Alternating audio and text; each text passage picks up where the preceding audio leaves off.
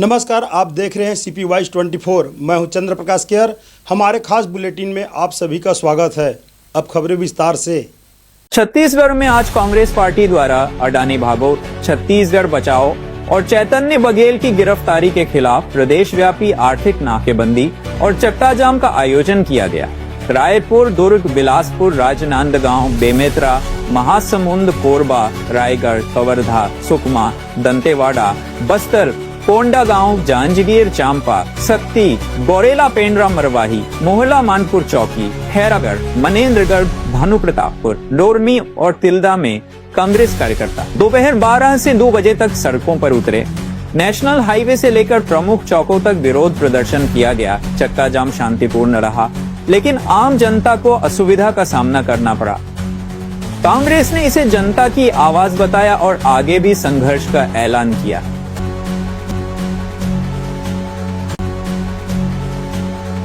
छत्तीसगढ़ राज्य में समस्त संपत्तियों को अडानी को देने का काम वर्तमान की राज्य सरकार और केंद्र सरकार कर रही है। पूरे प्रदेश में जितने भी कोल ब्लॉक्स हैं, बिजली के संस्थान हैं, सीमेंट फैक्ट्रियां हैं, सारे संस्थानों पर मिनरल्स हैं, अडानी को बंटित किया जा रहा है। अंग्रेज आए व्यापार करने देश में और धीरे धीरे पूरा कब्जा कर लिए, अंग्रेजी शासन आ गया। यही एक तरीका वर्तमान सरकार और अडानी अपना रहे हैं कि छत्तीसगढ़ अडानी को पूरा सौंप रहे हैं। उसका विरोध करते हुए और जब कांग्रेस के लोग या विपक्ष के लोग इसका आवाज़ उठाते हैं तो केंद्रीय एजेंसियों को और राज्य के एजेंसियों को आगे कर दिया जाता है। राज्य के एजेंसी EOW है या अन्य संस्थाएं हैं, उनको आगे कर देते हैं।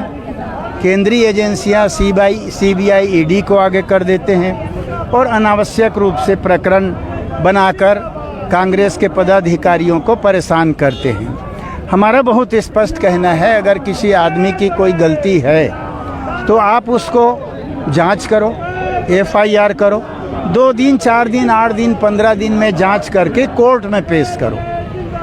जेल में बंद कर देते हैं 4 महीना, 6 महीना, साल भर, 1.5 साल, कोर्ट में चालान पेश करते नहीं हैं, जमानत होता नहीं है। तो ये परेशान करने का, हरास करने का एक तरीका है। और जो आदमी वो अरेस्ट करते हैं उनको ये टार्चर करके कहते हैं कि इनका नाम लो तो हम छोड़ेंगे।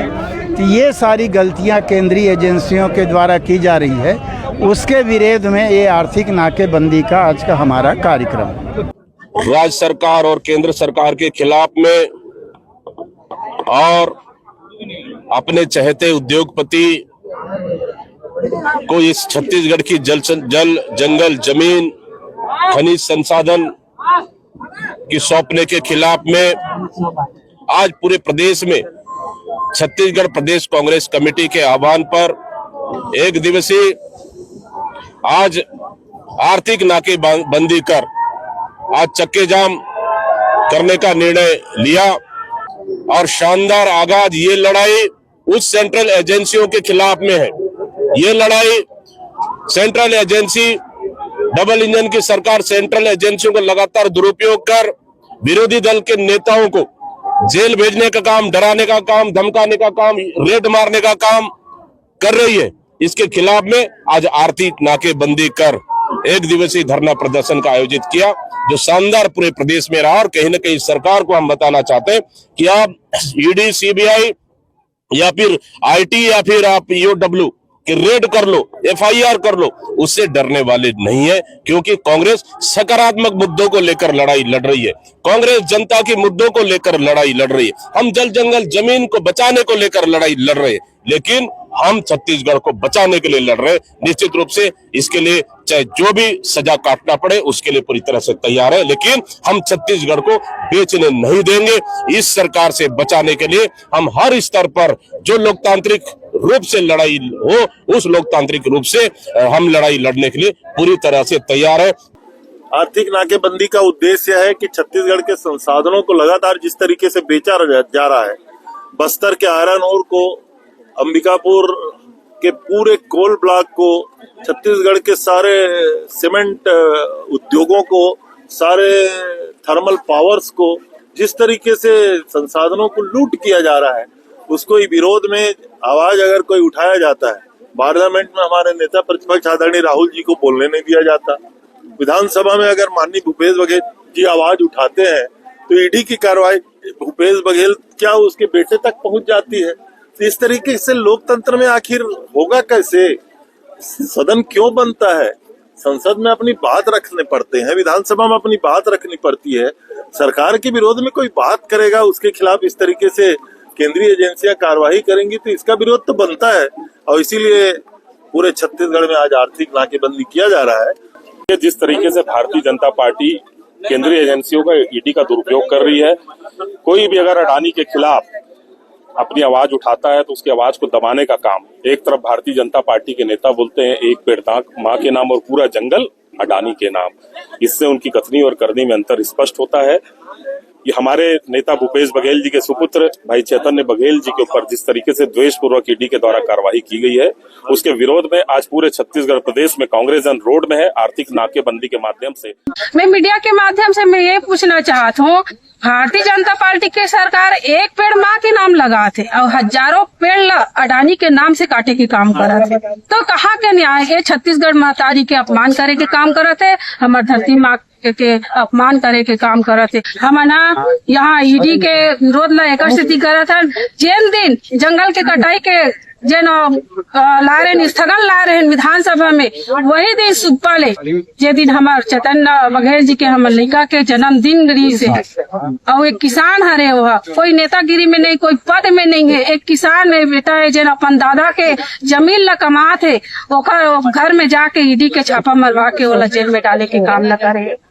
तो भारतीय जनता पार्टी में इंसानियत ही नहीं है, निस्तरहीन काम करे के काम करत है। अगर ओखर में भारतीय जनता पार्टी में दम है तो सिर्फ वार करत है तो कांग्रेस के विधायक मन ऊपर वार करे, बल्कि ओकर परिवार ऊपर ना जाए। वो लड़का ना ही कोई पद में है, ना कोई संगठन में है, ना कोई नेतागिरी करे, सिर्फ शुद्ध किसानी काम करते। तो किसान के बेटा लगे है तो ये पूरा अपमान है, सब पूरा छत्तीसगढ़ के किसान के अपमान के बात है।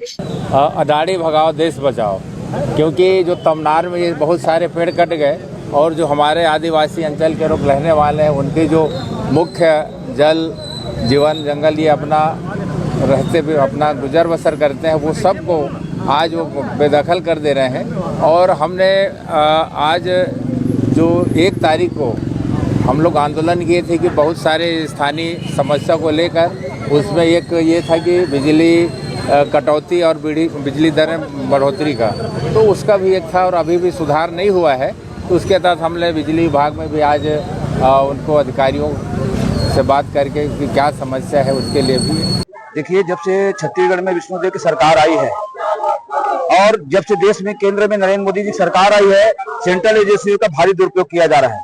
विपक्षी नेताओं को, किसी भी पार्टी का है, विपक्षी नेताओं को टारगेट करके उनके यहाँ ईडी सीबीआई इनकम टैक्स भेजी जा रही है ताकि उनको बदनाम किया जा सके, उनके ऊपर दबाव बनाया जा सके। आज छत्तीसगढ़ में पिछले 1.5 साल से विष्णुदेव सरकार है।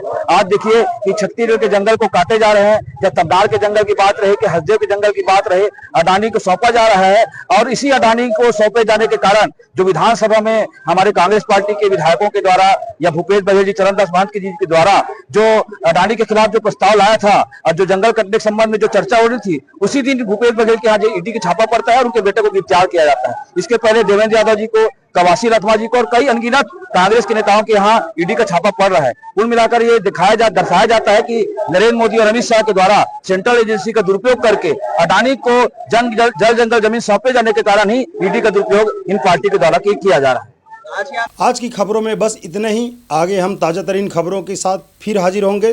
तब तक के लिए नमस्कार।